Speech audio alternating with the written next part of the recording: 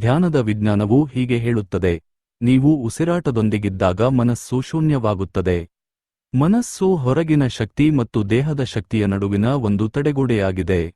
ಆದ್ದರಿಂದ ಯಾವಾಗ ಮನಸ್ಸು ಶೂನ್ಯವಾಗುತ್ತದೆಯೋ ಆಗ ಆ ಹೊರಗಿನ ಶಕ್ತಿಯು ದೇಹದೊಳಗೆ ಹರಿಯುತ್ತದೆ.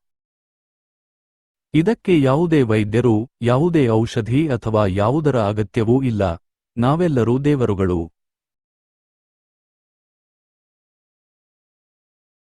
ಆದ್ದರಿಂದ ನೀವು ಆರಾಮವಾಗಿ ಕುಳಿತು, ಕಣ್ಣುಗಳನ್ನು ಮುಚ್ಚಿ ಮತ್ತು ನಿಮ್ಮ ಉಸಿರಾಟವನ್ನು ಗಮನಿಸುತ್ತಿದ್ದರೆ, ತಲೆನೋವಿನಿಂದ ಹಿಡಿದು ಕ್ಯಾನ್ಸರ್ವರೆಗಿನ ಎಲ್ಲಾ ಸಮಸ್ಯೆಗಳು ಮಾಯವಾಗುತ್ತವೆ.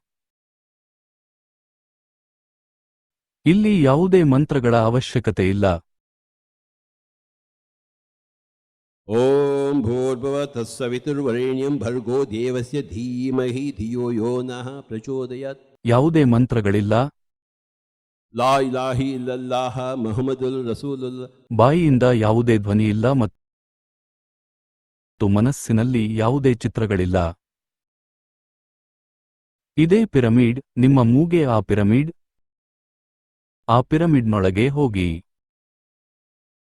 ನಿಮ್ಮ ಉಸಿರಾಟವು ಈ ಶಕ್ತಿ ಮತ್ತು ಆ ಬೃಹತ್ ವಿಶ್ವಶಕ್ತಿಯ ನಡುವಿನ ಕೊಂಡಿಯಾಗಿದೆ. ನೀವು ಉಸಿರಾಟದೊಂದಿಗಿದ್ದಾಗ ಆ ಬೃಹತ್ ಶಕ್ತಿಯು ದೇಹವೆಂಬ ಪಾತ್ರೆಯೊಳಗೆ ಹರಿಯುತ್ತದೆ ಮತ್ತು ಎಯಿಂದ ಎ ಟು ಝೆಡ್